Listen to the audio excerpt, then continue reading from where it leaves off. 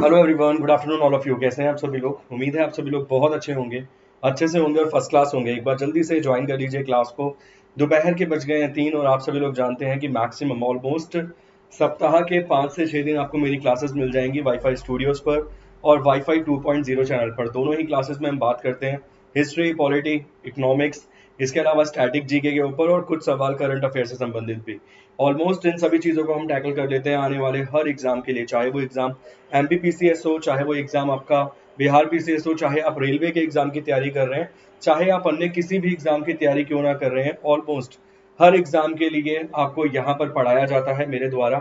GK GS में हम सभी चीज़ों को ऑलमोस्ट टैकल करने की कोशिश करते हैं। चलिए एक बार क्लास को फटाफट से शेयर कर दीजिए, जल्दी से सभी लोग ज्वाइन कर लीजिए। प्राची जी, बहुत बहुत स्वागत है आपका क्लास में। बाकी सभी कहाँ पर हैं? एक बार सभी लोग आप लोग ज्वाइन कर लीजिए। मैं स्टार्ट करता हूँ क्लास को। जनरल स्टडीज आपके सामने लिखा हुआ है, जनरल स्टडीज, मगर साथ साथ इसके साथ एक चीज और लिख लीजिए, जनरल नॉलेज भी, मतलब जीके जीएस दोनों ही चीजों पर हम डील करते हैं इस क्लास में। चलिए स्टार्ट करते हैं। आप देख सकते हैं प्लस कोर्स के बारे में 5 जनवरी 2022 से एक मेरा भी कोर्स आ रहा है प्लस कोर्स। उसकी क्लासेस आपको रात 9:30 बजे मिलेंगी। उसमें हम बात करेंगे जीके जीएस, मगर डिटेल चीजों में हम बात करेंगे वहां पे। मतलब यहाँ पर ऑलमोस्ट हम क्वेश्चंस में डील करते हैं, वहाँ पे क्वेश्चंस, सॉल्यूशन, प्रैक्टिस, इसके अलावा थ्योरी, हर चीज में डील करने की कोशिश करेंगे। 20-22 घंटे के आसपास वहाँ पर क्लासेस रहेंगी। तो अगर आप चाहते हैं मेरी उस क्लास में पार्टिसिपेट करना, तो लिंक आपको वीडियो के डिस्क्रिप्शन में मेरी प्रोफाइल का मिल जाएगा और आपको सब्सक्रिप्शन लेना पड़ेगा प्लस वाला, तभी आपको मेरी क्लासेस नजर आएंगी। क्लियर? रात 9:30 बजे कल से, याद रखिएगा, 5 जनवरी 2022 से। इसके साथ साथ आप देख सकते हैं प्लस कोर्स के बेनिफिट, ये लाइव क्लास मिल जाएगी, personal guidance, test analysis, expert guidelines, study material, study planner, ये सभी चीजें आपको यहाँ मिल जाएंगी। साथ साथ ये है अनअकैडमी के द्वारा करवाया जाने वाला कॉम्बैट। इस बार जनरल अवेयरनेस करंट अफेयर्स का ये होगा। 9 जनवरी 2022 को ये करवाया जाएगा दोपहर 12 बजे। पार्टिसिपेट करने के लिए वहां पर भी यूज कीजिएगा मेरा कोड CM10। इसमें आपको 1 करोड़ तक की स्कॉलरशिप जीतने का मौका मिलेगा। साथ साथ एक और बैच आ रहा है, प्लस बैच है, 5 जनवरी 2022 से ही ये बैच आ रहा है। 21 लिखा हुआ छोड़ रखा है बस यहाँ, ठीक। इसके अलावा ये आइकॉनिक फीचर्स रहेंगे, iconic features like ask a doubt by Unacademy और एक और iconic feature raise your hand. आप देख सकते हैं ask a doubt by Unacademy के लिए इसके अनअकैडमी की वेबसाइट भी आप यूज कर सकते हैं, वहां पे भी आप अपने डाउट्स को क्लियर कर सकते हैं। बहुत जबरदस्त, बहुत अमेजिंग फीचर है, जरूर यूज कीजिए इस फीचर को भी, बहुत आपको बेनिफिट मिलेगा। साथ के साथ ये कुछ टेस्ट सीरीज रहेंगी, फ्री ऑफ कॉस्ट है ऊपर वाली टेस्ट सीरीज अगर आप देखेंगे, और नीचे वाली जो 3 रहेंगी वो प्लस में रहेंगी। ये भी आपको अनअकैडमी लर्नर एप्लीकेशन में मिलेगी। साथ साथ एक और आइकॉनिक फीचर है रेज योर हैंड का। ये आइकॉनिक फीचर भी आपको अपनी क्लासेस में नजर आएगा, एप्लीकेशन वाली, अनअकैडमी लर्नर एप्लीकेशन वाली। इसके साथ साथ आप देख सकते हैं कि क्योर स्टार्ट जर्नी 2021 की वो बात नहीं कर रहा, 22 की बात कर रहा है। 2022 में एक आपको बहुत आकर्षक ऑफर दिया जा रहा है। पहले इसकी जो वैधता थी इस ऑफर की, वो केवल 3 जनवरी तक थी, मगर बहुत अच्छे रिस्पॉन्स को देखते हुए इसे एक्सटेंड कर दिया गया है 5 जनवरी तक। इसमें आपको 22% कंपनी की तरफ से ऑफ मिल रहा है। साथ साथ अगर आपने यूज किया मेरा कोड CM10 तो 10% यहाँ और ऑफ मिल जाएगा। तो कुल मिलाकर आपको लगभग 30% के आसपास यहाँ पे डिस्काउंट मिल जाएगा। सक्सेसिव डिस्काउंट की बात कर रहा है, ये ध्यान रखना चीजें, ठीक। ये भी आपको मिलेगा हर प्लस कोर्स में, चाहे आप कोई कोर्स भी क्यों ना लेना चाहते हो, चाहे SSC कैटेगरी, चाहे बिहार पीसीएस, चाहे यूपीएससी, चाहे कोई भी अन्य कैटेगरी वो क्यों ना हो। साथ के साथ ये कोर्स आपके सामने दिख रहा है 7800 का, इस पे आपको 22% डिस्काउंट मिल जाएगा। और अगर आपने यूज किया मेरा कोर्स CM10 तो 10% और मिल जाएगा। तो कुल मिलाकर अच्छा खासा डिस्काउंट आपको मिल जाएगा। ये पर मंथ रहेगा 12 मंथ के हिसाब से, और ये वहां पर मंथ के हिसाब से, ठीक। चलिए all set, let's crack it. पहला सवाल आपकी स्क्रीन पर आ गया है। सुशील कुमार जी, बहुत बहुत स्वागत है क्लास में। प्राची जी, बहुत बहुत स्वागत है क्लास में। एक बार जल्दी से क्लास को शेयर कर दीजिए, सभी लोगों को बोलिए ज्वाइन कर लेंगे भाई। चलिए स्टार्ट करते हैं क्लास। पहला सवाल आपकी स्क्रीन पर है, in which state of India is Jaldapara national park located. ये सवाल मैंने 15 रात को पढ़ाए थे एप्लीकेशन पे, मगर मैंने बोला था मेरी स्लाइड में 30 क्वेश्चंस हैं, तो मैं 15 वेस्ट नहीं कर सकता। तो यहाँ पर रिवीजन भी हो जाएगी और क्वेश्चंस भी हो जाएंगे, दो फायदा, डबल बेनिफिट। तो ये जो जल्दापारा नेशनल पार्क है ना, ये भारत में कहाँ पर मौजूद है? और एक जलधारा आपको नजर आएगा, मैंने कल बताया था कि जलधारा भारत में कहाँ होगा, इसके बारे में भी बता दीजिए। जलधारा, ये जलधारा छोटा सा पार्क है मेरे हिसाब से, कहाँ पर मिलेगा ये जलधारा? ये जलधारा आपको मिल जाएगा जयपुर में। वैसे रैंडमली याद रखने की नीड है, ऐसी कोई आवश्यकता नहीं है, मेरे को लगता नहीं है कि इसके कोई चांसेस है पूछे जाने के, मगर जल्दापारा से जलधारा मुझे याद आता है।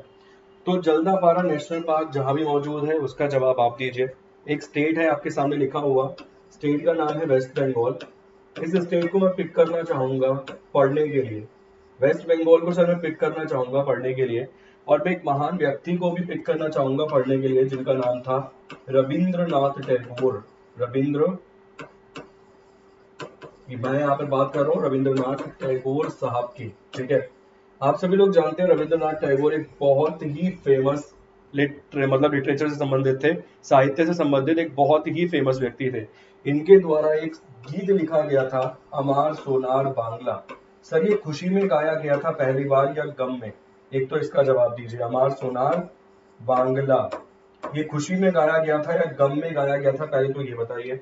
इसके साथ साथ ये जो अमार सोनार बांग्ला है ना सर, इसे एक्सेप्ट किया गया, इसे एक्सेप्ट किया गया बांग्लादेश के नेशनल सॉन्ग के रूप में। इसे एक्सेप्ट किया गया बांग्लादेश के नेशनल सॉन्ग के रूप में। आप बोलोगे भारत वाला क्यों नहीं समझा रहे? भारत वाला आप लोग जानते हो आसानी से, वो इजी पॉइंट है, मगर ये थोड़ा सा डिफिकल्ट हो जाता है। इसके चांसेस थोड़े एग्जाम में आजकल ज्यादा बनते हैं, इसीलिए थोड़ा डिफिकल्ट समझा रहा हूँ सर, ठीक है। सवाल का सही जवाब क्या है? मैं ऑलरेडी दे चुका हूँ सवाल का सही जवाब। जैसे ही मैंने वेस्ट बंगाल को पिक किया था, सवाल का सही जवाब वेस्ट बंगाल ही था, मगर इतना पढ़ना सफिशिएंट नहीं है। अगर ये नहीं आया पेपर में, ये पूछ लिया गया सीधा कि रविंद्रनाथ टैगोर को सबसे पहले नोबेल पुरस्कार से कब सम्मानित किया गया, किस क्षेत्र में किया गया, किस राज्य से बिलोंग करते थे, कौन सा गीत है जो किसी और कंट्री का है। एक बार मेरे ख्याल से कोई धुरंधर पढ़ा गया था, ये जो अमार सोनार बांग्ला है ये अफगानिस्तान का है, जितना मुझे याद है। एक पढ़ा गया था कोई व्यक्ति एक बार ऐसा कुछ, ठीक है। तो ये अमार सोनार बांग्ला एक तो याद रखना। कहाँ का है? बांग्लादेश का। सर बांग्लादेश को आजादी कब मिली थी? वैसे तो 16 दिसंबर 1971, मगर आजादी दिवस मनाता कब है? तो सर आजादी दिवस मनाता है वो 26 मार्च को। पहली बार कब मनाया था? 1972 में, 1972 में। 16 दिसंबर को क्या मनाते हैं भारत में, एक बार ये और बता दीजिए, ठीक। इसके साथ साथ सर वेस्ट बंगाल गए तो रविंद्रनाथ टैगोर मिले। रविंद्रनाथ टैगोर साहब को एशिया में सबसे पहले नोबेल पुरस्कार मिला था साहित्य में, नोबेल प्राइज जीता था इन्होंने एशिया में सबसे पहले साहित्य में, लिटरेचर में, ठीक है जी, लिटरेचर में। कब जीता था सर? 1913 में, 1930 में। अपनी कौन सी रचना के लिए जीता था? कौन सी रचना के लिए जीता था यहाँ पर यही बता दीजिए मुझे आप, इससे भी मेरा काम चल जाएगा।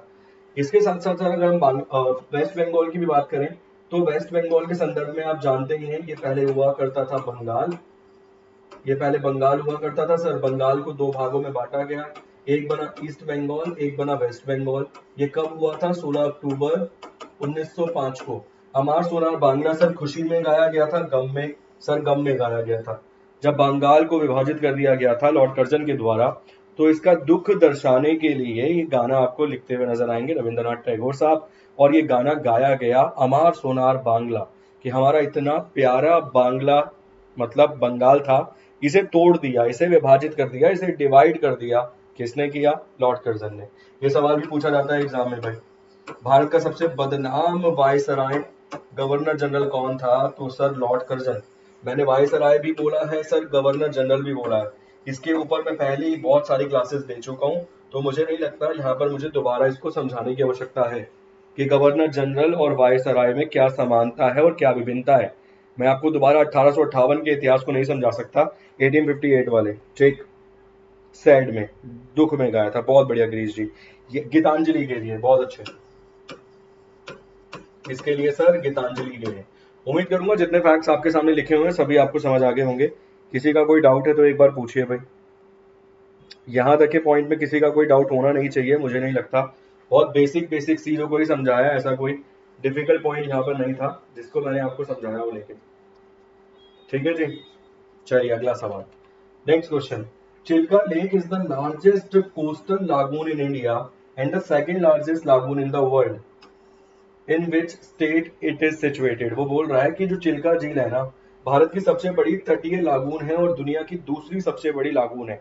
अगर ये दुनिया की दूसरी सबसे बड़ी है तो वर्ल्ड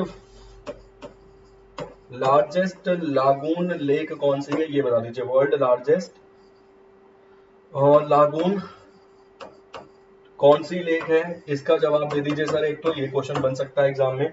साथ साथ चिल्का झील भारत में कहां पर मौजूद है, ये सवाल बन सकता है एग्जाम में। ऑप्शन है सर गुजरात, ऑप्शन है आपके सामने तमिलनाडु सर, ऑप्शन है सर हिमाचल प्रदेश और ऑप्शन है उड़ीसा। चलिए जवाब देने की कोशिश कीजिए फटाफट से। Option number A, option number B, option number C या फिर ऑप्शन नंबर डी। ये सवाल आपको कल ही करवाए हैं, ज्यादा कोई जद्दोजहद की आवश्यकता नहीं है, मगर ये सवाल कराते टाइम सर ये सवाल नहीं करवाया था। तो वर्ल्ड लार्जेस्ट लागून बता दीजिए कौन सी है। इस सवाल का सही जवाब उड़ीसा है। उड़ीसा की राजधानी के बारे में हम कितनी ही बार चर्चा कर चुके होंगे कि वो भारत का पहला शहर जिसे 31 जुलाई 2021 तक कंप्लीटली वैक्सीनेट कर दिया गया था, मतलब कोविड के लिए जो, मतलब ये जो कोविड वायरस है उसके लिए जो वैक्सीनेशन की आवश्यकता थी सर, इसके लिए जो वैक्सीनेशन की आवश्यकता थी तो ये कर दिया गया था। कब कर दिया गया था, तो ये बात है अपनी 31 जुलाई सन 2021 की। कितने लोगों को वैक्सीनेट किया गया था, यहाँ पर वैक्सीनेट किया गया था सर कुल मिलाकर 9 लाख लोगों को। कुल मिलाकर कितने लोगों को वैक्सीनेट किया गया, तो अप्रोक्सीमेट 9 लाख लोग को यहाँ पर वैक्सीनेट कर दिया गया था। और कितनी थी इनकी आयु, तो सर 18 वर्ष से ऊपर की आयु के लोगों को ही वैक्सीनेट किया गया था। कहां पर, तो भुवनेश्वर में। ये भी याद रखिएगा भाई, ये भी बहुत बेसिक सवाल है, पूरे चांसेस है एग्जाम में बनने के कि भारत का वो पहला शहर जिसे 100% वैक्सीनेट कर दिया गया था, उस शहर का नाम क्या है। उस शहर का नाम सर यहाँ पर है अपना, उस शहर का नाम क्या है, तो सर उस शहर का नाम है अपना भुवनेश्वर। किसकी राजधानी, उड़ीसा की। एक सवाल आपके लिए छोड़ दिया है ये वाला, इसे बताने की कोशिश कीजिए कि दुनिया का सबसे बड़ा लार्जेस्ट लागून लेक कौन सी है। भारत की आपने देख ली और वर्ल्ड की सेकंड नंबर की आपने देख ली, चिल्का लेक है, उड़ीसा में मौजूद है। उड़ीसा के मुख्यमंत्री हैं नवीन पटनायक।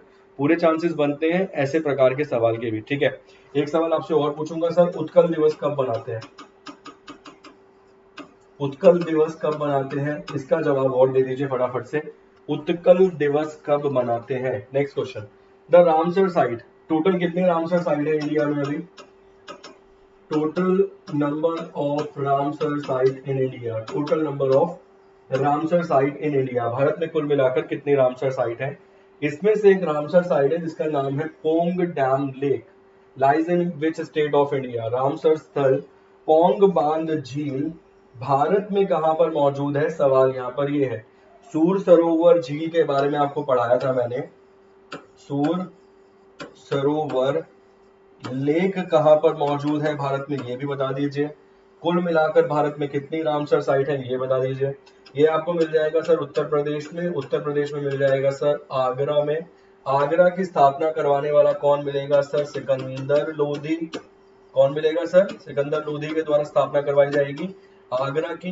वो वर्ष कौन सा मिलेगा, जितना मुझे याद है 1505, 1504-5 के आसपास इसने स्थापना करवाई थी आगरा की।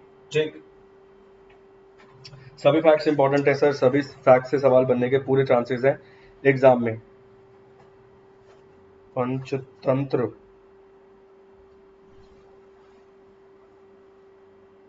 पॉटचाइटन, ठीक है, कैस्पियन बता रहे हैं विद्यार्थी। पता है मुझे, मतलब जैसे जैसे हम रीजनिंग पढ़ाएंगे, जैसे हम मैथ्स पढ़ाएंगे, इवन हम इंग्लिश पढ़ाएंगे, तो मुझे कई बार लगता है वो सब्जेक्ट पढ़ाना थोड़े से स्लाइटली इजी है। आपको लगेगा मैथ्स तो इतनी कॉम्प्लिकेटेड है, पता है इजी क्यों है। मुझे ऐसा लगता है इजी इसलिए, जैसे मान लीजिए बोर्ड पे क्वेश्चन लिख दिया मैंने, वो लिख दिया कि भाई 10 मेंस ने 20 दिन काम किया है और 20 महिलाओं ने 10 दिन काम किया है, और पुरुषों की काम करने की जो एफिशिएंसी है वो 2 है, महिलाओं की जो है वो 1.5 है। बताइए कुल मिलाकर कितना काम किया गया। फिर वो वाले सवाल आते हैं ना, ए ने 10 दिन में काम किया, बी ने उसी काम को 5 दिन में कर लिया और सी ने उसी काम को 15 दिनों में कर लिया। बताइए वो काम कितना था जितना कर लिया गया, या फिर कुल मिलाकर तीनों जो काम करेंगे तो कितने समय में करेंगे। अब ये क्वेश्चन जो बोर्ड पे लिखा हुआ है ना सर, इतना लिखने के बाद टीचर शांति ले लेता है, मगर यार जीके ऐसे सब्जेक्ट है, अगर हम बात करें जनरल नॉलेज की, तो ऐसे सब्जेक्ट है कंटिन्यू बोलना ही पड़ेगा आपको। अब ये तो बोल नहीं सकते पोंग डैम लेक, बताइए कहाँ है, अब बच्चा बता रहा है और टीचर 15 मिनट चुप खड़ा है, तो भाई वो भी नहीं कर सकते, तो निरंतर बोलना पड़ता है, इसीलिए थोड़ा सा डिफिकल्ट रहती है चीजें। ठीक, 1504-5 मैंने आपके सामने लिख ही दिया। अगर इस पोंग डैम लेक की अगर हम बात करें भारत में कहां पर मौजूद है, सर ये भारत में वही मौजूद है जहां पर बैठे हैं जयराम ठाकुर। अब जयराम ठाकुर मुख्यमंत्री बन के भारत में कहां बैठे हैं, उस राज्य का नाम है हिमाचल प्रदेश। यहाँ के गवर्नर कौन है, जल्दी बता दीजिए, फटाफट बताइए, यहाँ के गवर्नर कौन है। गवर्नर मतलब राज्यपाल की हम बात कर रहे हैं।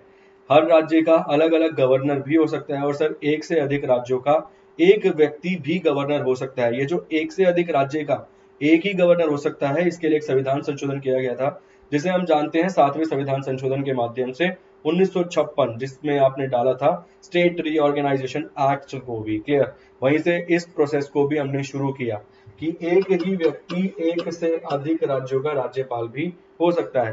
फॉर एग्जाम्पल आनंदीबेन पटेल को आपने देखा था, ठीक है। इसके अलावा हम बात करें भगत सिंह कोश्यारी की, तो गोवा भी संभाल रहे थे कुछ टाइम पहले और महाराष्ट्र भी संभाल रहे थे। सैलरी कहाँ से लेंगे सर, आधी सैलरी यहाँ से लेंगे, आधी सैलरी यहाँ से लेंगे, ठीक है। 3 राज्यों के होंगे तो 1/3 1/3 1/3 लेंगे। और अगर मान लीजिए रिटायर होते हैं, तो रिटायर होने पे सर जो पेंशन लेंगे वो सेंटर से लेंगे, ठीक। ये सवाल भी पूछे गए एग्जाम में। सवाल का सही जवाब हिमाचल प्रदेश। हिमाचल प्रदेश की 2 राजधानी शिमला और धर्मशाला हिमाचल प्रदेश में मौजूद है। पिंग वैली नेशनल पार्क भी, पिंग वैली नेशनल पार्क भी, ठीक। सूर सरोवर वाला पॉइंट भी क्लियर हो गया। सिकंदर लोधी के बारे में भी आपने जान लिया, आगरा के बारे में भी जान लिया। आगरा में जो 7वां अजूबा मौजूद है उसे आप जानते हैं, ताजमहल। ताजमहल किसके द्वारा बनवाया गया, उसका जो कारीगर, मतलब वो कहते हैं ना ठेकेदार कौन था, तो भाई साहब ठेकेदार कौन था, इस प्रकार से राजमिस्त्री की बात कर रहा हूं मैं, और जिसने डिजाइन बनाया वो कौन था। तो ये सवाल भी पूछे जाते हैं, इनको भी याद रखना। अगला सवाल है, बैक्टन कप का संबंध या फिर बीटन कप का संबंध निम्नलिखित में से किस खेल से है। गोल्फ से है, बैडमिंटन से है, हॉकी से है या फिर फुटबॉल से है। चलिए अगला सवाल आपकी स्क्रीन पर है।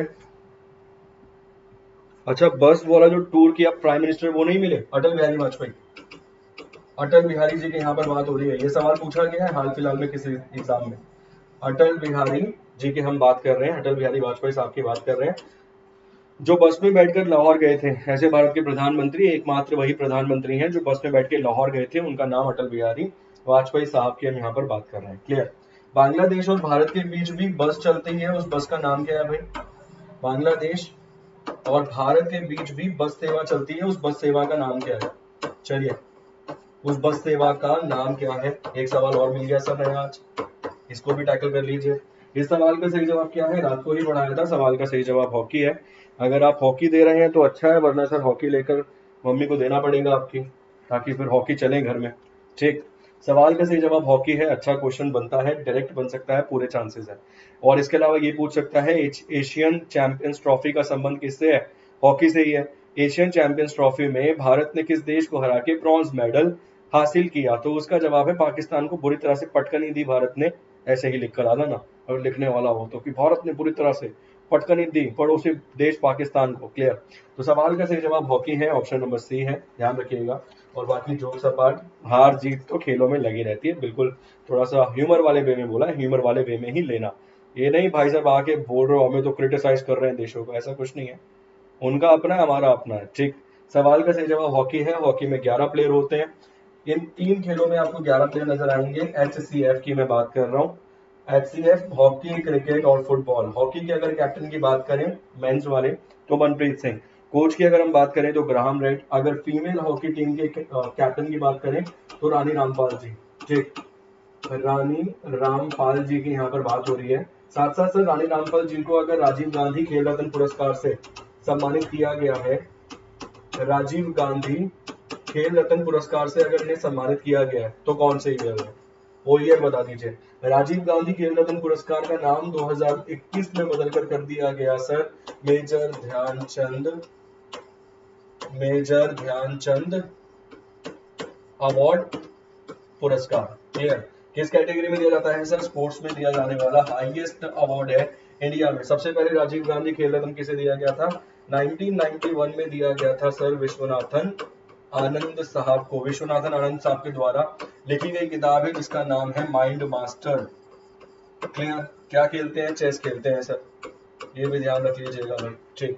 जितने फैक्ट्स बनते हैं, जितने पॉइंट्स बनते हैं, उम्मीद करूंगा सारे समझ में आ गए होंगे। ठीक है जी, बहुत बढ़िया जी, बहुत अच्छा। चलिए, सारे पॉइंट क्लियर, जितना बन सकता है सारे क्लियर। गोल्फ अगर चाहेंगे तो आइजनहोवर ट्रॉफी, मैंने कई बार समझाया आइजनहोवर ट्रॉफी के बारे में। आइजनहोवर ट्रॉफी का संबंध किससे है, गोल्फ से है, वो भी याद रखिएगा। इसके अलावा संतोष कप ट्रॉफी का संबंध आप जानते हैं नीचे फुटबॉल से था, दुरंत कप का फुटबॉल से था। दुरंत कप हाल ही में एफसी गोवा ने जीता है, 130वां संस्करण था, कोलकाता में खेला गया। ये सभी चीजें ऑलमोस्ट पढ़ा रखी हैं आपको, नहीं पढ़ी तो रिवाइज करते रहिए उनको। अगला सवाल, Nassau is the capital of which country? तो नसाउ है ना, ये किस देश की राजधानी है? याद होगा, दा दा दा, तीन दा, एक दा पंजाब, एक दा द हेग, और एक और दा यहीं पर है। चलिए भाई, नसाउ किस देश की राजधानी है? सवाल यहाँ पर ये है, फटाफट से जवाब देने की। 2020 में रोहित शर्मा, मरियप्पन थंगुवेला और Rani Rampal. As it is आएगा क्वेश्चन, ये ग्रुप डी में छपा हुआ मिलेगा या फिर एनटीपीसी सीबीडी 2 में सीधा छपा हुआ मिलेगा क्वेश्चन। ठीक, चलिए जी, अगला सवाल, नेक्स्ट क्वेश्चन आपकी स्क्रीन पर है, फटाफट से जवाब देने की कोशिश कीजिए। क्या रहेगा सवाल का सही जवाब? Option number A, option number B, C या फिर डी? कल ही समझाया था इसके बारे में। इसकी जो करेंसी है वो बहामियन डॉलर आपको नजर आएगी। और अगर हम कैपिटल की बात करें, कहाँ की कैपिटल है, तो द बहामास की ये कैपिटल है। ठीक है, बहामास की कैपिटल है। द इसके अलावा द हेग के साथ लगाएंगे, नेदरलैंड्स में मौजूद है द हेग। द हेग में मौजूद है सर इंटरनेशनल कोर्ट, इसीलिए दा के साथ, इसीलिए हेग के साथ दा लगा रहे हैं। इसके अलावा पंजाब के साथ दा लगाएंगे सर, क्योंकि 5 नदियां बहती हैं वहां पर, इसीलिए। इसके साथ क्यों लगाएंगे, कल भी पूछा था, आज भी पूछ रहा हूँ, इसके साथ दा क्यों लगा रहे हैं? इसका जवाब देने की कहीं ना कहीं कोशिश करेंगे आप, तो बहुत अच्छी चीजें आपको पढ़ने के लिए मिलेंगी। संसार से मुक्त होकर सर बहुत अच्छी अच्छी बातें सीखने के लिए मिलेंगी आप। ठीक, कि बहामास के आगे दा क्यों लगा हुआ है? यूक्रेन के आगे तो नहीं लगा हुआ, सूडान के आगे भी नहीं लगा हुआ। चलिए, यूक्रेन की राजधानी कीव है, इसे भी लिख लीजिएगा भाई, न्यूज में है ये भी, आप सभी लोगों ने देखा होगा। आज या कल की ही न्यूज है, जब यूनाइटेड नेशन सिक्योरिटी काउंसिल्स के जो मेंबर हैं उन सभी ने एक डॉक्यूमेंट साइन किया है, जिसमें बोला है कि वो जल्दी, मतलब वो प्रयोग नहीं करेंगे, न्यूक्लियर वॉर नहीं होगा। ठीक है ना?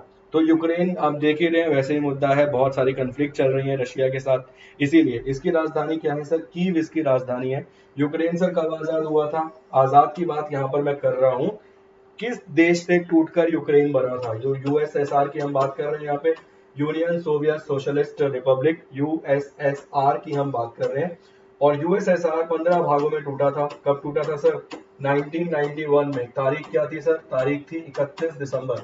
31 दिसंबर 1991 को यूएसएसआर 15 भागों में टूटा। सबसे बड़ा भाग बना वहां पर रशिया। ठीक है, ये चीज भी याद रखना भाई, मैंने पढ़ाया था रशिया एशिया का सबसे बड़ा देश है। तो एक किसी विद्यार्थी ने कमेंट किया कि सर रशिया तो यूरोप में है। मुझे नहीं पता भाई यूरोप में है या नहीं है, एक बार बता दीजिए जरा, रशिया यूरोप में है क्या? हाँ, इतना मुझे जरूर पता है कि रशिया की जो राजधानी है ना, मॉस्को, कंट्री इतनी बड़ी है कि रशिया की जो राजधानी है मॉस्को शायद, उसका जो बॉर्डर बॉर्डर है, उसकी जो बाउंड्री है वो टच होती है यूरोप के साथ, ये तो मैं जानता हूँ। मगर रशिया यूरोप में है, ये आप बता पाएंगे, मैं तो नहीं बता पाऊंगा। सवाल का सही जवाब बहामास है, यूक्रेन मत मान लेना, यूक्रेन को जस्ट एक्सप्लेन किया है। सवाल का सही जवाब बहामास है।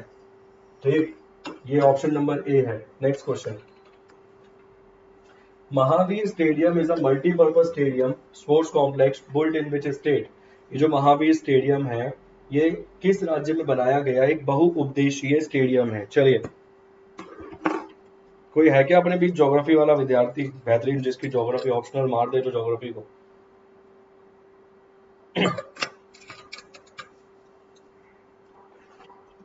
ये रशिया भाई यूरोप में है क्या? ऐसा सुनने में आया, हमने तो एशिया में पढ़ा था क्योंकि।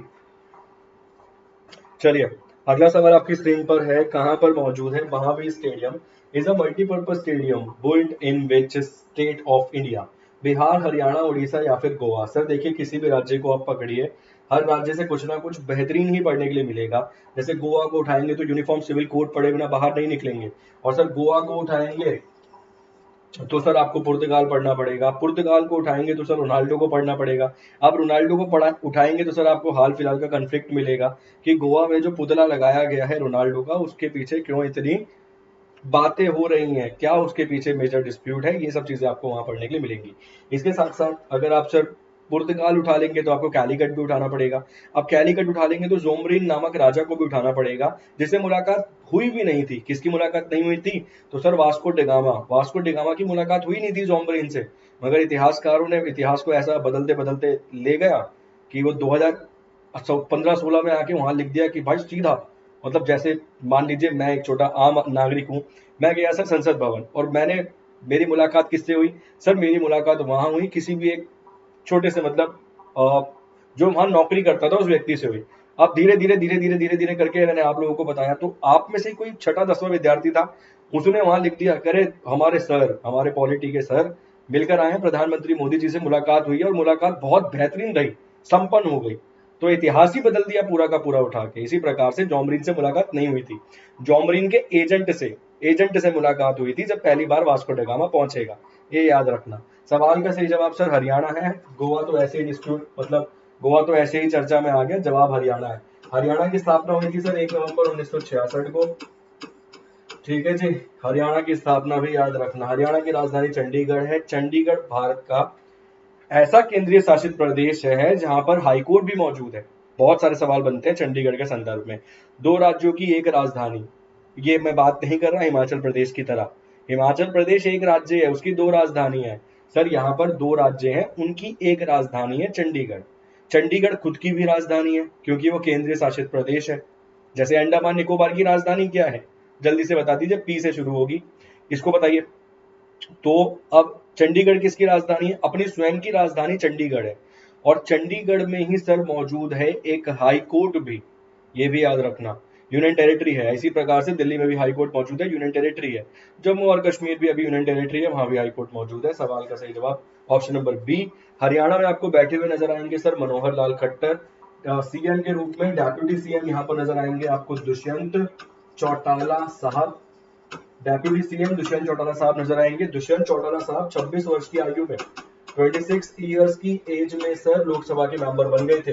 एलएस मतलब लोकसभा, लेफ्ट हैंड साइड मत लिख लेना कहीं, एलएचएस कर लो तुम, एलएस को लेफ्ट हैंड साइड मत कर लेना। एलएस मतलब लोकसभा। 26 वर्ष की आयु में लोकसभा के सांसद बन गए थे कौन? दुष्यंत चौटाला। इनके रिकॉर्ड को बीट किया है चंद्राणी मुर्मू ने, इनके रिकॉर्ड को बीट किया है चंद्राणी मुर्मू ने। ये कितनी एज में बन गई? 25 साल की आयु में, 25 ईयर्स की एज में ये बन गई सांसद। कब चुन के आई है सर? चुनकर आई हैं 2019 के लोकसभा चुनावों में। मेरे ख्याल से 1997 की डीओ भी है इनकी, 1997 की। मलाला यूसुफ जय की भी 1997 की है। मलाला यूसुफ जय का जन्म हुआ था 12 जुलाई 1997 को, 1997 को। इनकी तो कंफर्म है। ठीक, चलिए जी नेक्स्ट क्वेश्चन, अगला सवाल। Every year 3rd March is commemorated as which of these day? प्रत्येक वर्ष 3 मार्च को किस दिन के रूप में मनाया जाता है? चलिए, विश्व जल दिवस, विश्व क्षय रोग दिवस, ट्यूबरक्लोसिस डे, इसके अलावा वाइल्ड लाइफ डे या world poetry day. Tuberculosis day कब मनाते हैं? तो 24 मार्च को मना रहे हैं ना सालाना, तो इसको तो ठीक ही अलग से टैकल कर लेते हैं। भारत टीबी मुक्त कब हो जाएगा? इसका जवाब और दे दीजिए। 2 सवाल यहाँ से बन गए। पानी तो भाई धीरे धीरे आप समझ ही रहे हैं बिकने लग ही गया है। अभी 10 रुपए 20 रुपए की बोतल मिल रही है, कुछ समय बाद 40 की मिलेगी, फिर 60 की हो जाएगी, फिर वही 100 की मिलेगी। 100 क्या 1 लीटर मिलेगा। पेट्रोल और पानी की कीमत बराबर हो जाएगी, जो होना ही होना है कि हम नहीं सुधरेंगे, हमारा वो हाल है। चलिए जी, 3 मार्च को सालाना कौन सा दिवस मनाया जाता है? सवाल यहाँ पर ये है, जवाब देने की कोशिश कीजिए।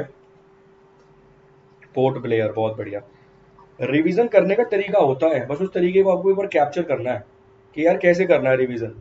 जितने सवाल आपको आते हैं ना, जैसे ये सवाल अब आपको आता है, अब आप रिवाइज कर लीजिए ना। जैसे मैंने कल ट्यूबरक्लोसिस डे नहीं उठाया, अब मैंने आज भी वाटर डे नहीं उठाया, पोल्ट्री डे आज भी नहीं उठाया, तो आप तो उठाइए। मैं नहीं उठा रहा हूँ, आप तो उठाइए कम से कम। 2025 भारत, 2030 ग्लोबल, बहुत बढ़िया। 2025 ये सवाल आ सकता है एज इट इज एग्जाम में, ध्यान रखिएगा। ठीक है, साथ साथ सवाल का सही जवाब क्या है? वर्ल्ड वाइल्ड लाइफ डे, विश्व वन्य जीव दिवस सवाल का सही जवाब है, ऑप्शन नंबर सी इस सवाल का सही जवाब है। चलिए next question. United Nation Industrial Development Organization has its headquarter in which place? संयुक्त राष्ट्र औद्योगिक विकास संगठन का मुख्यालय कहाँ पर मौजूद है? एक और पूछना चाहूंगा, एटॉमिक एनर्जी का हेडक्वार्टर कहाँ पर मौजूद है? वो एटॉमिक से संबंधित हेडक्वार्टर है ना जो, वो कहाँ पर मौजूद है सर? ये भी बता दीजिए, साथ ही मिलेगा एक ही कंट्री में। Paris France, Rome Italy, the Hague Netherlands, Vienna Austria. Sir France में एक चीज और मिली है, IHU। फ्रांस में सर एक चीज और मिली है, IHU। इसके भी बहुत सारे पेशेंट्स मिले हैं फ्रांस में। ठीक है जी, अब इसको चेक करने के लिए भेजा गया है कि क्या ये भी एक कोरोना का वेरिएंट है या फिर नहीं है, मतलब क्या ये भी एक कोविड का वेरिएंट है या नहीं है। जैसे ओमिक्रॉन, ओमिक्रॉन से ज्यादा केस मेरे ख्याल से IHU के मिले हैं फ्रांस में, और ये IHU ओमिक्रॉन से ज्यादा घातक है, ऐसा अभी शोधकर्ता बोल रहे हैं, इनिशियल स्टेज पे है अभी। ठीक है, कहाँ से निकला है सर? ये भी साउथ अफ्रीका से ही निकला है। ठीक, तो याद रखिए, इसको भी पढ़ना पड़ेगा अभी धीरे धीरे करके आपको आगे जाके सर वेरिएंट के नाम पढ़ने पड़ेंगे। ठीक है, कि किस वेरिएंट का क्या नाम है ये भी पढ़ के जाना पड़ेगा, वो सवाल पूछेगा निम्नलिखित में से कौन सा वेरिएंट कोविड का नहीं है, तुम्हें पता ही नहीं कौन सा वेरिएंट है, समझ रहे हो, ये भी पढ़ लेना। इसका जवाब दीजिए अब आगे, क्या रहेगा सवाल का सही जवाब? बहुत बढ़िया जी, सवाल का सही जवाब ऑस्ट्रिया वियना है, मतलब वियना ऑस्ट्रिया की राजधानी, ऑप्शन नंबर डी सवाल का सही जवाब है। ये वाला भी वही मिल जाएगा, इसको भी याद रख लेना। फ्रांस से जो बनता है उसको हमने डील कर लिया। आप सभी लोग जानते हैं फ्रांस में 2024 में होंगे समर ओलंपिक। कौन से ओलंपिक? Summer Olympic. इसके अलावा आप सभी लोग जानते हैं 2022 वाले जो विंटर ओलंपिक है वो फरवरी 2022 से शुरू होने हैं। कहां पर शुरू होंगे सर? चाइना में शुरू होंगे ये। ठीक, Panthi dance is an important folk dance from which state? ये जो पंथी नृत्य है ना, ये भारत में किस राज्य का एक प्रसिद्ध नृत्य है? राजस्थान, छत्तीसगढ़, पंजाब या फिर हरियाणा? चलिए जी, जवाब दीजिए। हाँ, ये भी बताइए, पढ़ना पड़ेगा, सब पढ़ना पड़ेगा भाई, एग्जामिनर का कोई भरोसा नहीं। वो जो अभी राजस्थान वाला वीडियो का एग्जाम हुआ है ना, उसमें पता क्या पूछा है, मतलब मेरे को ऐसी एक्सपेक्टेशन नहीं थी, मेरे को नहीं लगा था कि ऐसा सवाल पूछने के चांसेस रहेंगे। उसने सर सवाल इस प्रकार से पूछा है कि 1993 में भारत में संविधान में लिख दिया गया, 73वां संविधान संशोधन हो गया, पंचायत के बारे में लिख दिया गया। उसने सवाल ये पूछा कि उस आधार पे कौन सी पंचायत प्रणाली चल रही है, मतलब प्रणाली का अर्थ यहाँ पर ये नहीं है कि 3 टायर सिस्टम, वो चुनावों की बात कर रहा है कि कौन से नंबर के चुनाव हो गए, जैसे 17वीं लोकसभा। तो इसी आधार पर पूछ रहा है वो कौन सी पंचायत राजस्थान में, ऐसा सवाल पूछा गया। मुझे नहीं लगा था कि इस प्रकार का सवाल पूछा जाएगा, मेरे को ज्यादा से ज्यादा मैक्सिमम टू मैक्सिमम आप चले जाएंगे कि भाई आप ये बता दीजिए कब से शुरू हुआ, राजस्थान में कब से शुरू हुआ, इस प्रकार का पूछ जाएगा। मतलब चुनाव के तरीके से वो पूछ गया, वो थोड़ा सा कन्फ्लिक्ट था। 5-5 साल बच्चे को गिनना पड़ेगा, और वो भी गिनना पड़ेगा जिस वर्ष से शुरू हुए, फिर वहां की भी नॉलेज होनी चाहिए और आगे वाली भी होनी चाहिए कि दोबारा कब हुआ है चुनाव। ठीक, तो सर जहां आप रात को पढ़ पढ़ा के सो जाते हो ना, बिल्कुल वहां सुबह कोल्ड ड्रिंक पी रहा होता है भाई साहब एग्जामिनर, कोल्ड ड्रिंक और चाय दोनों मिला के कि बेटा आज बताएंगे तुम्हें, ऐसा बनाएंगे पेपर कि मजा आ जाएगा, मतलब जीवन में तृप्ति मिल जाएगी तुम्हें, कि घर जाकर ये सोचोगे यार ये भी पढ़ जाते, फिर अगली बार भी सोचोगे ये भी पढ़ जाते। और बहुत बढ़िया जी, सवाल का सही जवाब क्या है? सवाल का सही जवाब छत्तीसगढ़ है, ऑप्शन नंबर बी इस सवाल का सही जवाब है। इसकी फॉर्मेशन कब हुई थी, एक बार जल्दी से बता दीजिए, इसकी फॉर्मेशन कब हुई थी? फॉर्मेशन का अर्थ सर हिंदी में रहेगा स्थापना की बात कर रहा हूँ मैं, राज्य का निर्माण कब हुआ था? निर्माण आपको लिखना है तो सर आप निर्माण लिख लीजिए, मुझे कोई इशू नहीं है। राज्य का निर्माण, राज्य की स्थापना, राज्य की फॉर्मेशन कब हुई थी? छत्तीसगढ़ से सवाल है यहाँ पर। सवाल का सही जवाब पंथी डांस फॉर्म जो है वो छत्तीसगढ़ की है, ऑप्शन नंबर बी सवाल का सही जवाब है। केवल फॉर्मेशन बता दीजिए, बाकी कुछ आवश्यकता नहीं है। मोरक्को, याद होगा कल मोरक्को पे पहुंचे थे तो कितना कुछ पढ़ लिया था हमने। What is the currency of Morocco? Morocco की मुद्रा क्या है सर? मगर जब भी आपके सामने ये मोरक्को आएगा ना, तो इब्न बतूता आपके सामने आना चाहिए, इब्न बतूता के द्वारा लिखी गई किताब रिहाला आपके सामने आनी चाहिए। इब्न बतूता को एक पद दिया गया था, एक ओहदा दिया गया था जिसे काजी कहकर पुकारते हैं हम। अभी मौजूदा परिस्थिति के हिसाब से काजी नहीं बता रहा हूँ सर मैं, ठीक है ना। वो वाला काजी अगर आपको, वो वाले काजी सर अगर आपको पढ़ने हैं तो आपको पढ़ना पड़ेगा यूनिफॉर्म सिविल कोड, आपको पढ़ना पड़ेगा मुस्लिम प्रोटेक्शन लॉ, आपको पढ़ना पड़ेगा 1937 का वो कानून जो पास करवाया गया अंग्रेजों के द्वारा, ब्रिटिशर्स के द्वारा, जिसे आज भी फॉलो किया जा रहा है। और क्या सायरा बानू वर्सेस जो केस था 2017 वाला, उसमें क्या फैसला दिया गया और ये काजी का क्या उसमें भूमिका थी, क्या रोल था। मगर ये वाले काजी और वो वाले काजी में अंतर है, ये चीज याद रखिएगा, ठीक है। 8 साल के लिए इब्न बतूता काजी बनकर रहेगा, किसके दरबार में? सुल्तानपुर दरबार था मोहम्मद बिन तुगलक का। मोहम्मद बिन तुगलक वो व्यक्ति था जिसका असली नाम था जौना खान। जौना खान किसका बेटा था? जौना खान बेटा था सर गयासुद्दीन तुगलक का। ये वही गयासुद्दीन तुगलक है जिसे महबूब ए लाही सर कौन थे? निजामुद्दीन औलिया। निजामुद्दीन औलिया को एक और नाम से पुकारा जाता था जिन्हें हम जानते हैं महबूब ए लाही के नाम से, जिनकी दरगाह आपको मिल जाएगी निजामुद्दीन, बहुत फेमस दरगाह है, दिल्ली में ही है। और वहीं उनके पैरों की तरफ, चरणों की तरफ एक आपको मजार और नजर आएगी जिसे आप जानते हैं आमिर खुसरो की दरगाह के नाम से, ठीक है। आमिर खुसरो कौन था? तो सर सबसे ज्यादा दरबारों में जो व्यक्ति लेखन वाला मिलेगा वो आपको आमिर खुसरो ही मिलेगा। इसके अलावा जो राज कवि रहा वो किसके दरबार में रहा, तो सर वो अलाउद्दीन खिलजी मिलेगा। तो सबसे प्रसिद्ध शिष्य थे निजामुद्दीन औलिया के, वो आमिर खुसरो। यहाँ तक की कहानी। गयासुद्दीन तुगलक को बोला गया था महबूब इलाही मतलब निजामुद्दीन औलिया के द्वारा, दिल्ली दूरस्थ है मतलब दिल्ली अभी दूर है। तो ये सभी कथन, ये सभी स्टेटमेंट, ये सभी कुछ आपको रिवाइज करना पड़ेगा जैसे ही आपके सामने क्वेश्चन आएगा। सवाल का सही जवाब दीरम है। इस दीरम को समझाने के लिए आप समझ रहे हैं कितना आपको समझना पड़ेगा। चलिए सर, वो जब पुराने वाली कहानी तुम्हें याद आती है ना, जब तुम नए नए इश्क में पड़े होंगे, मोहब्बतें चल रही होंगी, जब तुम्हारे सामने मूवी चल रही होगी, वो गाना गा रहे होंगे शाहरुख खान, तो तुम पूरी कहानी याद कर लेते थे। पहली बार बात कब हुई थी फोन पे, पहली बार आप घूमने कब गए थे, कब आपने पहली बार चॉकलेट गिफ्ट करी थी, कब टेडी बियर बने थे तुम। तो भाई तुम टेडी बियर वैडी बियर बनना छोड़ो और यहाँ वाले बियर पे थोड़ा सा ध्यान दो कि कहानी पूरी कैसे रिवाइज करनी पड़ती है। एक बार एक ही बारी में करनी पड़ती है रिवाइज। अब ये थोड़ी है कि तुम पहली अपनी मोहब्बत याद कर रहे हो, चॉकलेट को याद कर रहे हो, फिर चॉकलेट, फिर थोड़ी देर बाद याद करो अच्छा वो तो डेयरी मिल्क थी। ऐसे वाला तो तुम चल नहीं रहा तुम्हारा, तुम पूरी कहानी एक ही बारी में याद करते हो। भगवान ने दिमाग इतना शार्प दिया है, तो शार्प दिमाग का इस्तेमाल यहाँ कर लो पढ़ाई में। नौकरी नहीं लगी ना 2022 में, तो ध्यान रखना, मुझसे बुरा कोई नहीं होगा। चलिए अगला सवाल। Where is the headquarter of United Nations Department of Economic and Social Affairs, ठीक है। संयुक्त राष्ट्र आर्थिक और सामाजिक मामलों के विभाग का मुख्यालय कहाँ पर स्थित है? चलिए जवाब दीजिए। न्यूयॉर्क यूनाइटेड स्टेट्स में, रोम इटली में, जनेवा स्विट्जरलैंड में, या फिर ब्रसल्स बेल्जियम में? क्या रहेगा? United nation department of Economic and Social affairs का हेडक्वार्टर दुनिया में कहाँ पर मौजूद है? सवाल यहाँ पर ये मौजूद लिखा होगा, ठीक है। अगर आप रोम इटली जाएंगे तो सर इटली में भी ना एक ओलंपिक करवाए जाएंगे।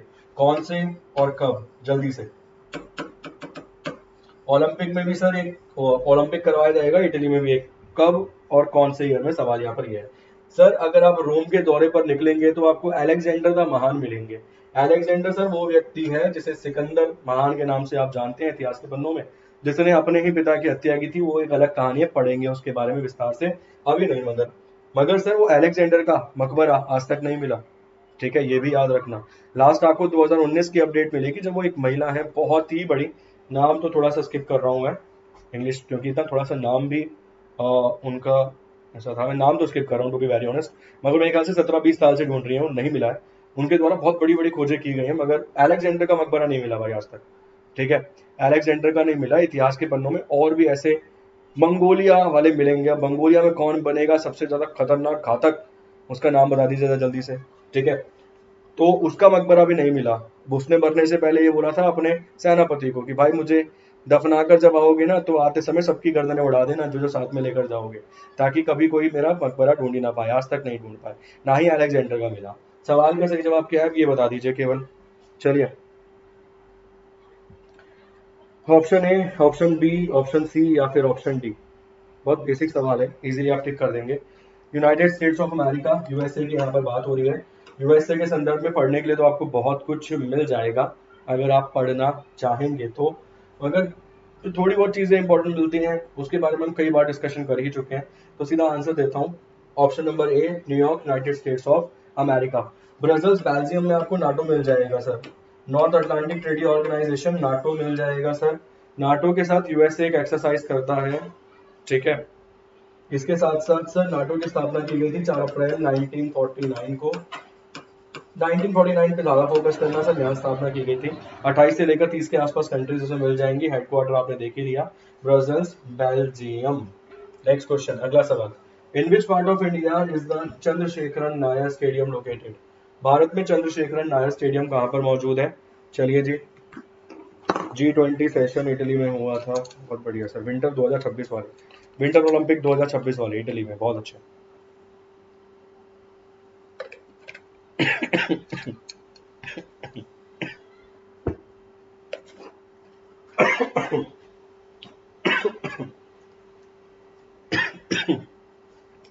चलिए जी, जवाब देने की कोशिश कीजिए।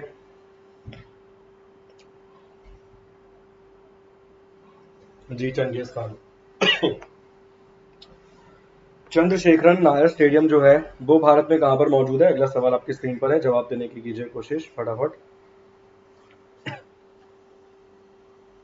बहुत बढ़िया, केरल में। कहां पर मौजूद है सर? केरल में मौजूद है। अच्छा सवाल है, ऑप्शन नंबर डी इस सवाल का सही जवाब है। केरल में आपको बैठे हुए नजर आएंगे पिनारियन विजयन। केरल में आपको बैठे हुए नजर आएंगे सर पिनारियन विजयन, और गवर्नर के रूप में बैठे हुए नजर, सीएम है सर पिनारियन विजयन, और गवर्नर के रूप में आपको बैठे हुए नजर आएंगे आरिफ मोहम्मद। ये सभी सवाल इंपॉर्टेंट है, सभी सवालों के चांसेस पूरे ही बन जाते हैं एग्जाम में। ठीक है, आरिफ मोहम्मद साहब की भी अगर आप पॉलिटिकल करियर पढ़ेंगे ना तो बहुत कुछ मिलेगा पढ़ने के लिए आपको। अगर इनका पॉलिटिकल करियर आप पढ़ेंगे तो राजीव गांधी साहब की सरकार में ये 1985 की बात मैं यहाँ पर कर रहा हूँ, ये थे अपने राज्य मंत्री। राज्य मंत्री का अर्थ सर आपको पता ही है, 1000 बार समझा चुका हूँ। राज्य मंत्री का अर्थ ये नहीं होता कि किसी राज्य का मंत्री। काउंसिल ऑफ मिनिस्टर में एक पोस्ट मिलेगी आपको स्टेट मिनिस्ट्री, ये वो वाले राज्य मंत्री थे। आरिफ मोहम्मद रिजाइन कर दिया था, रिजाइन किया था सर एक केस की वजह से। केस था शाहबानो वर्सेस मोहम्मद अहमद खान। शाहबानो वर्सेस मोहम्मद अहमद खान, किस प्रकार का केस था सर एक बार बताइए जरा। शाहबानो वर्सेस मोहम्मद अहमद खान का जो केस था वो किस प्रकार का केस था अहमद खान, एक बार जवाब दीजिए जरा जल्दी से।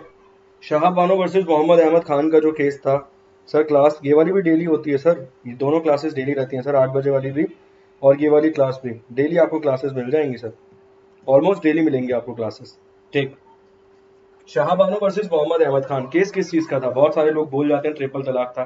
ट्रिपल तलाक तो सर आगे जाकर मुद्दा बनेगा, ठीक है, जिसे वो जस्टिफाई कर देगा। मोहम्मद अहमद खान जो था वो खुद ही एक बहुत एमिनियंट लॉयर थे, जबलपुर हाई कोर्ट में बहुत बड़े वकील थे, 5000 रुपए मेरे ख्याल से मासिक या सालाना उनकी आय थी, बहुत ही पैसे वाले रसूखदार व्यक्ति थे सर। केस मेंटेनेंस का था, बहुत बढ़िया पढ़ाया था ना सुशील कुमार जी, मेंटेनेंस केस था। मेंटेनेंस का अर्थ है सर डाइवोर्स के बाद जो आपको रकम देनी पड़ती है ना मेंटेनेंस के लिए, मतलब रख रखाव के लिए जो पैसा देना पड़ता है, यहाँ पर वो बात थी। चैलेंज हुआ था 1978 में, ऊपर जाते जाते 1984 में इसका वर्डिक्ट आएगा, 1985 में इसका वर्डिक्ट आएगा। वाई चंद्रचूड़ उस समय आपको नजर आएंगे चीफ जस्टिस ऑफ इंडिया के रूप में, सीजीआई के रूप में। ये वही वाई चंद्रचूड़ है सर जिनके बेटे अभी बैठे हुए हैं सुप्रीम कोर्ट में जज बन के। 33 जज है ना, +1 सीजीआई होता है, तो इन 33 में से एक जज आपको वाई चंद्रचूड़ के बेटे की नजर आएंगे, चंद्रचूड़ नाम है उनका। और आपको ये भी जानकर हैरानी होगी कि जब सर केस हुआ सायरा बानो वाला, उसमें इनके बेटे ने भी जजमेंट अपनी मतलब देना पड़ता है ना लिख के, तो इनके बेटे भी थे पैनल में, वाई चंद्रचूड़। भारत के सबसे लंबे समय तक चीफ जस्टिस ऑफ इंडिया कौन रहे? वाई चंद्रचूड़। कितने सालों तक? 7 सालों तक। ठीक, नेक्स्ट क्वेश्चन, पक्का टाइगर रिजर्व भारत में कहां पर मौजूद है? हिमाचल प्रदेश, अरुणाचल प्रदेश, बिहार या फिर त्रिपुरा? चलिए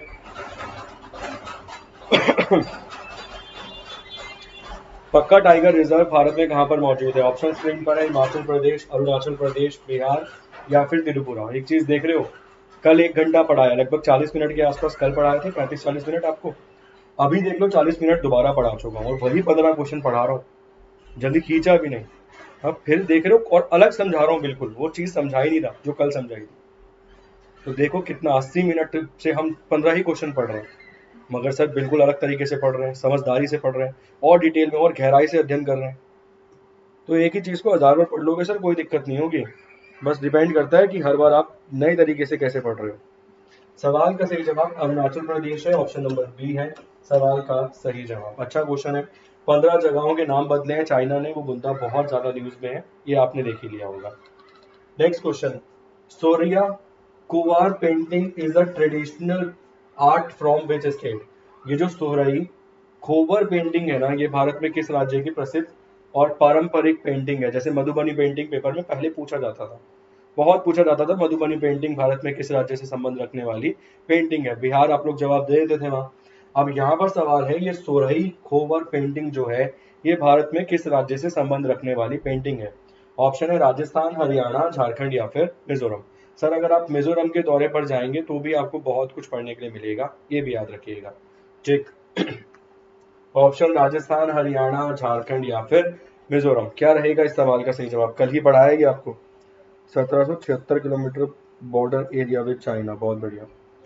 1776 दिखाएगा, 3400 नहीं दिखाएगा, 3388। सुशील कुमार जी सेकंड नंबर पे सरदार जी सेकंड नंबर पे लार्जेस्ट जो बॉर्डर शेयर करता है ना भारत, वो चाइना के साथ करता है।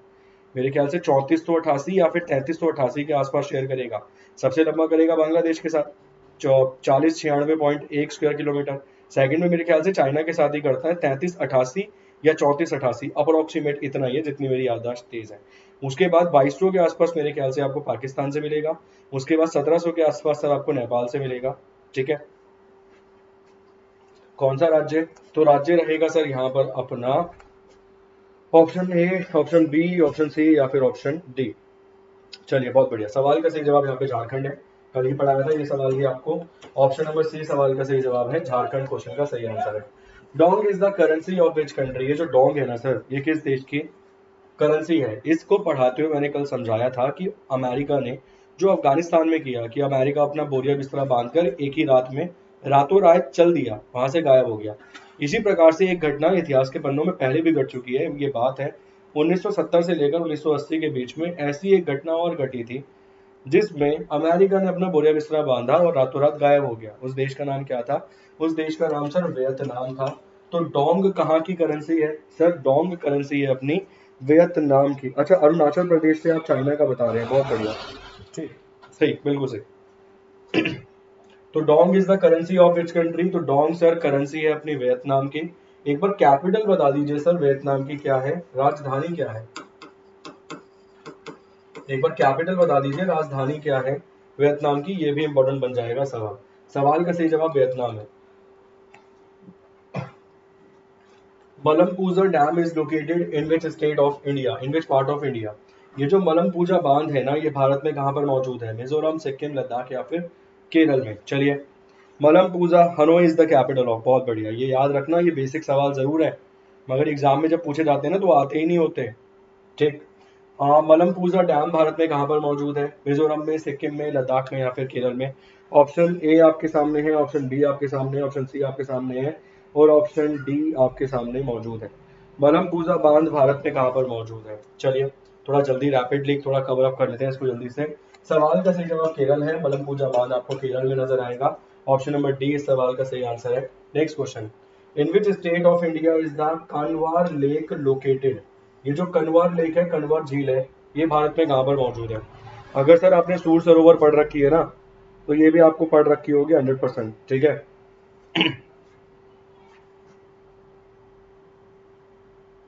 चलिए जी,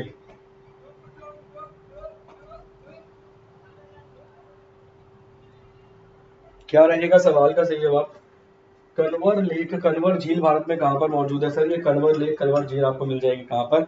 बिहार में मिल जाएगी। कन्वर लेक, कन्वर झील आपको कहाँ मिल जाएगी सर? बिहार में मिल जाएगी। कन्वर तलक के तल लेक के नाम से भी इसे जानेंगे आप, कन्वर ताल लेक के नाम से भी इसे आप जानेंगे जब आप पढ़ेंगे बिहार में इसके बारे में। और ये एशिया की सबसे बड़ी fresh water ox box oxbow lake है। ठीक है, एशिया की सबसे बड़ी fresh water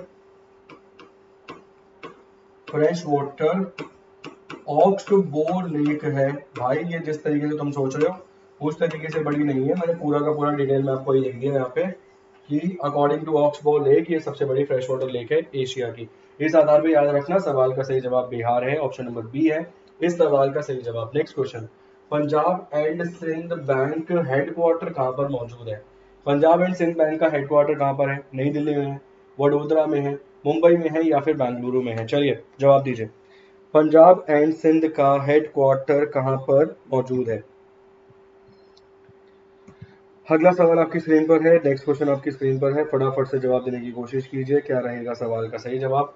Punjab and Sind bank का हेडक्वार्टर नई दिल्ली, वडोदरा, मुंबई या फिर Bengaluru? Option number A, option number B, option number C या फिर ऑप्शन नंबर डी? क्या रहेगा सवाल का सही जवाब? सवाल का सही जवाब सर यहाँ पे न्यू दिल्ली है। ऑप्शन नंबर ए है सवाल का सही जवाब, नई दिल्ली इस सवाल का सही जवाब है। Next question, Phnom Penh is the capital of which country? ये जो फेनोम पेन है ये किस देश की राजधानी है? बोत्सवाना की, किर्गिस्तान की, मॉरिशियस की या फिर कंबोडिया की? चलिए, Phnom Penh is the capital of which country? किस देश की राजधानी है फेनोम पेन? ऑप्शन आपकी स्क्रीन पर है, बोत्सवाना, कंबोडिया, किर्गिस्तान या फिर मॉरिशियस? चलिए जी,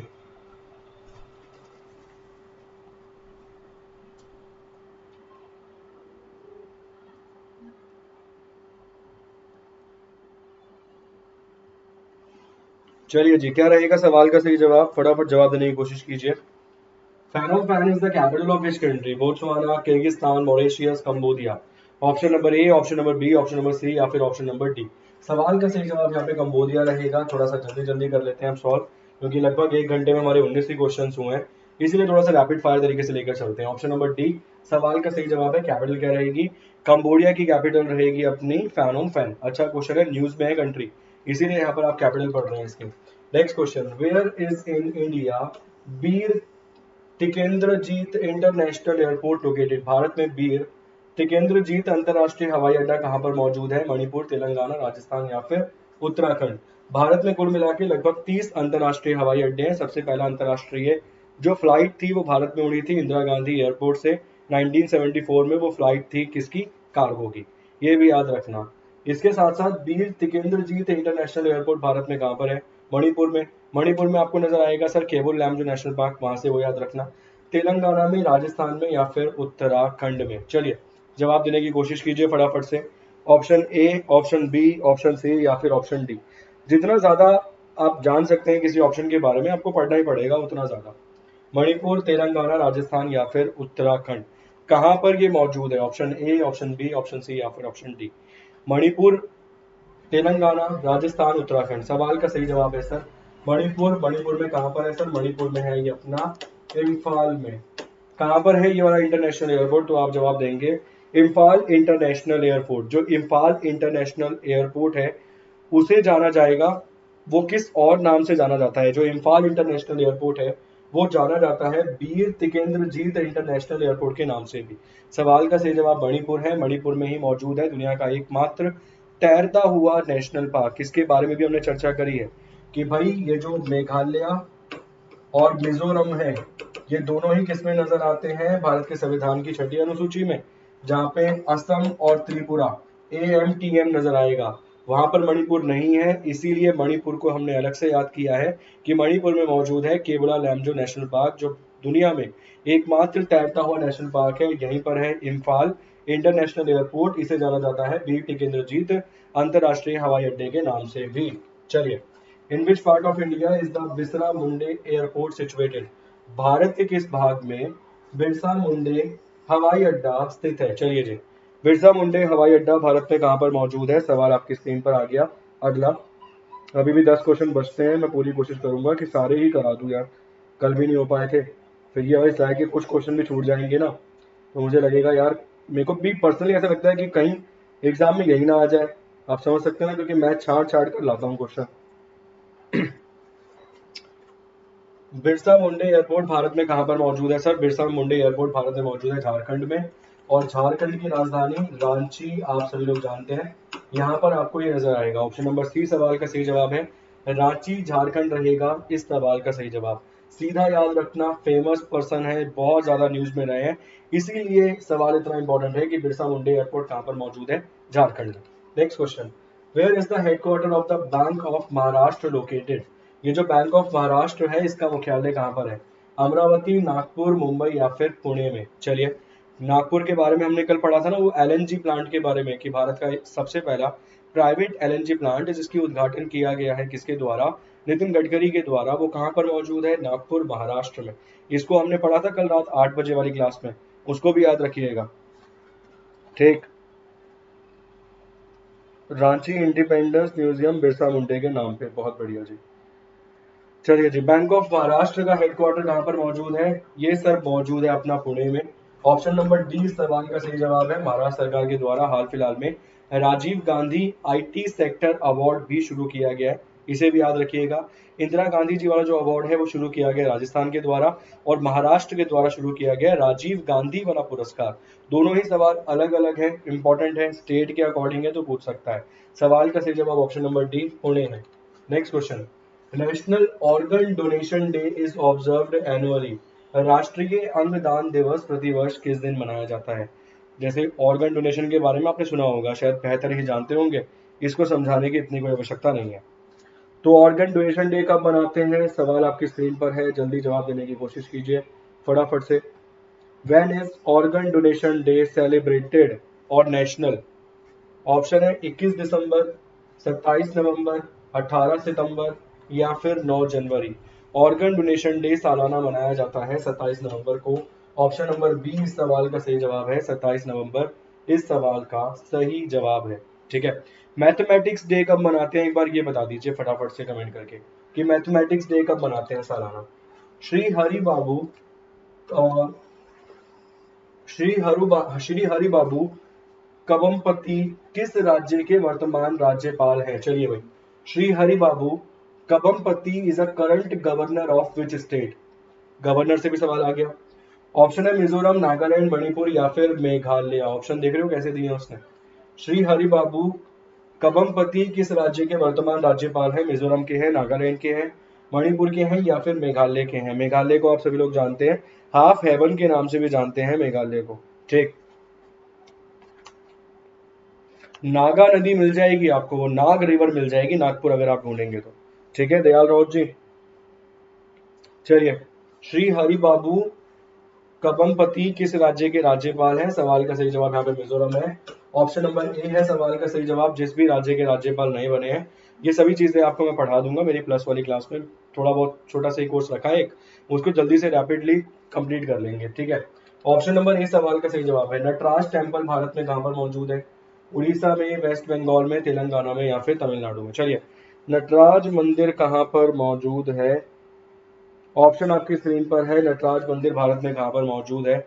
इसे हम चिदम्बरम नटराज टेम्पल के नाम से भी जानते हैं। भगवान शिव को समर्पित है ये मंदिर।